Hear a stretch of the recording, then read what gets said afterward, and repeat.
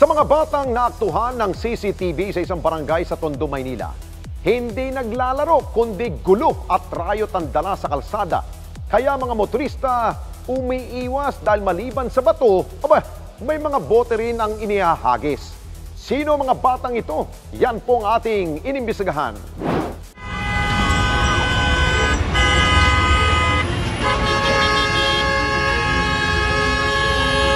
Pupukulan po sila ng bote. Madaling araw, nagrarayat pa sila. Ay, paisa tatamaan yung bahay namin. Ang mga sasakyan sa kalsada dapat, ang mga naglalarong bata sa mga parke at palaruan. Pero ibahin nyo ang sitwasyon sa daanang ito sa Tondo, Maynila, kung saan ang mga batang nasa daanan kinatatakutan dahil halos araw-araw may rambulan.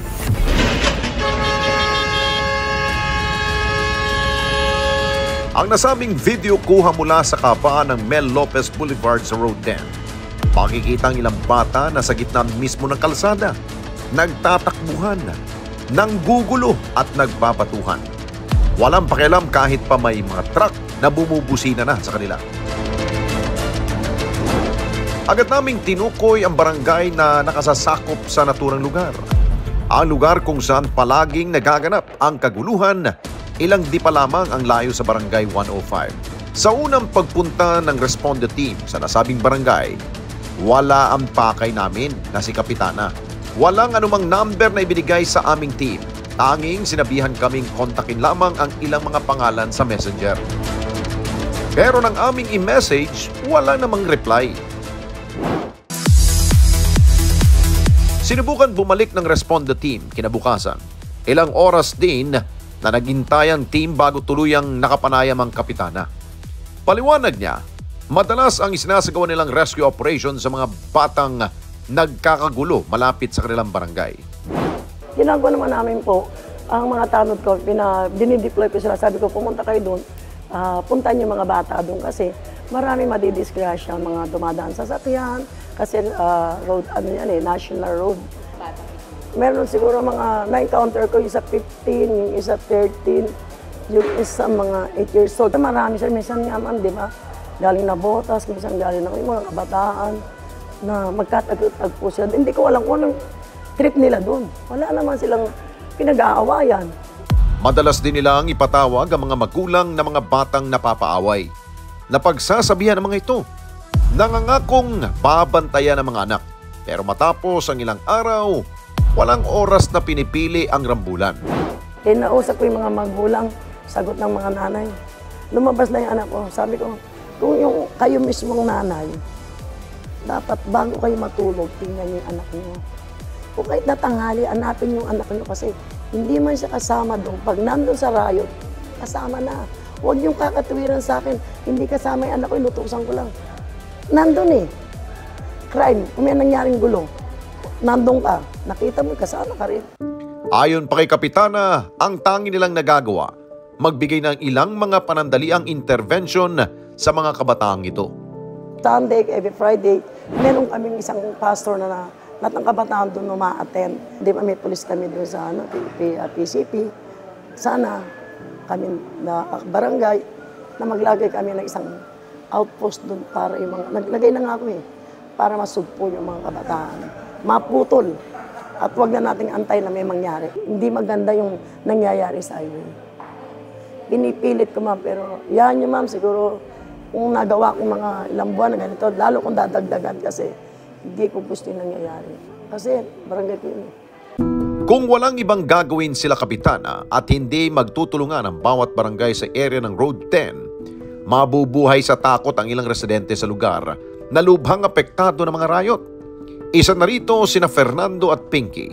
Bubog, mga bato na kalat. Kaya nga yung mga kawawa, yung mga sasakyan, minsan tinatamaan. Ako, tinamaan na rin ako sa beses. Lumigaw yung bato, bubog. Yung mga bata, pag pinatulang ko naman, siyempre, bata yun. Baka magkaroon pa ako ng kaso, di ba? Sila natatakot kahit may malalaking truck, kahit anong busina ng mga truck, mga motor. Natatakot po ako yung mga nagsasalubungan na mga bata, tapos motor, tapos truck. Minsan, yung mga sasakyan na yung umiiwas sa mga bata Tapos mga ano sila parang mga high na high. Magsasarado na lang po ng bahay. Tapos hindi ko pinapalabas yung mga anak ko. Sabi ko, ayan na naman yung riot. Sabi ko, huwag kayo lumabas kasi kakatakot din mami. Kasi sa kanila, kahit anong saway mo na makakatama kayo dito, wala po silang pakailang mami. Kahit sinasaway na. Habang nakahintong aming sasakyan sa isang gas station sa Road 10, isang batang lumapit sa amin. Itago natin siya sa pangalang Ricky. Agad niyang kinumpirma sa amin na kasama siya sa mga batang nagrarambulan sa lugar. Nga po, inahabi kami. Sino mga absent? Lagi kaming ano. Lagi kaming ano, pag dumadaan kami sa kanila, lagi kami binubukod. Nasa kaaway niyo? Meron po kami ano, mga sumpak, at saka ganyan ganon, mga ano pa rin. Ganyan. Kaya lang naman kami nakipag-ride kasi ano eh, lagi kami inano. Hindi na siya nag-aaral at hindi na rin nakapagtapos pa. Nais siyang tumulong sa kanyang mga magulang pero wala siyang makuhang maayos na hanap buhay. Tinigilan ko na po yun simula yun na ano po ako naputokan po ako ng baril. Naghanap nga po ako ng trabaho. Ay, ano lang po, karga-karga. Namamalimit na anak ko. Matapos siyang makausap ng ating team, naiwan si Ricky sa nasabi pa ring gas station. Sa tala ng Manila Police District, umabot na sa 8,000 kabataan ang nadala nila sa Reception and Action Center ng sabing lungsod. Karamihan sa mga ito ay may mga paglabag sa curfew ordinance. At may git 200 na sa mga nagrarayot ang na-rescue na kanilang grupo. Rin dito yung implementation natin ng mga city ordinances natin ng Manila, katulad na lang ng curfew. Napakarami nating nare-rescue dyan ng mga kabataan. At yung pinakita niyong video dito ay umaga ito, kung hindi ako nagkakamali. So, hindi naman natin sila pwedeng i-rescue doon dahil hindi naman nakakalabag pa ito dito sa ating curfew. Pero ganun pa man, yung kanilang presence dun sa street, very risky yun kasi nga tawidan ito ng mga truck. Papansin nyo, tuloy-tuloy yung ginagawa ng ating kapulisan. Pero, sabi nga natin, it's a matter of shared responsibilities. Hindi natin pwedeng iatang na lang sa balikat ng inyong otoridad, sa barangay o sa pulis, yung pagbabantay dito. Trabaho ito ng mga magulang. Lalo na yung nakikita natin maliliit na bata na pinapabayaan natin sa kalye. In danger natin itong mga bata. Unang-una, kung nasa kalye yan, baka mamaya masagasaan yan. At dapat nasa bahay sila. At hindi naman playground ng kalsada. Ngunit ayon kay Major Ines, kahit ikutin man nila ang buong Kamaynilaan para respondihan ang mga gulong ginagawa ng mga kabataang ito, kailangan nila ang tulong ng hindi lamang ng iba pang ahensya ng pamahalaan, kundi ang mismong mga magulang. Hindi natin ito kinikipit balikat pag may mga ganito tayo. At paalala na rin natin sa mga magulang na meron tayong ordinansa rito sa Maynila, yung tinatawag nating Responsible Parenting in the City of Manila, kung saan yung mga batang nare-rescue natin ng paulit-ulit at sa ika-4 na pagkakataon, maaari na silang makaharap dito sa kaso. At yung mismong magulang na ng mga bata ang papalan natin ng reklamo. Depende yun sa edad ng mga bata na mare-rescue natin. Ang Manila Department of Social Welfare naman, naglatag ng mga programa para sa mga kabataang masasagip ng mga pulis at barangay sa mga riot sa Maynila. Usually naman ay acted naman na po yan ng mga barangay. So minsan na-confine na po nila yan yung mga bata na nagra-riot and at the same time, tsaka lang po nila yan i-turn over po sa kapulisan. Natatawag po sa amin si kapulisan kung nasa kanila po ba ang custody yung mga bata na nakuha nila, na-rescue nila during the riot. Mga taga Manila, meron tayong district welfare offices o yung aming district welfare office 1 na nag-handle po sa kanila. So sila yung in charge na mag-conduct ng intervention program para doon sa mga residente po ng Manila. Ang available natin ng mga programa is number 1 is yung counseling natin.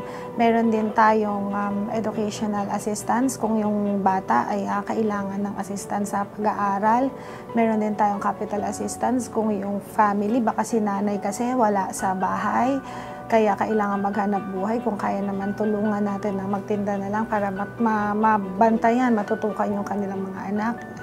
Meron din naman tayo dyan na to provide na shelter. Kung talagang wala naman po silang bahay, baka mamaya po talagang sila ay mga homeless family, ma-access na homeless family. Andiyan po ang ating Manila Boys Town Complex. Meron po tayong isang home doon na for family. Meron din naman tayong home sa Manila Boys Town na para sa mga boys, sa girls, sa lolo at lola. And then meron po tayo para sa kids home. So, Sa kabila ng kanilang mga pagsisikap, may hamon pa rin na kinakaharap ang kanilang departamento, lalo na sa implementasyon ng kanilang mga programa. ang nagiging concern natin dahil nga po,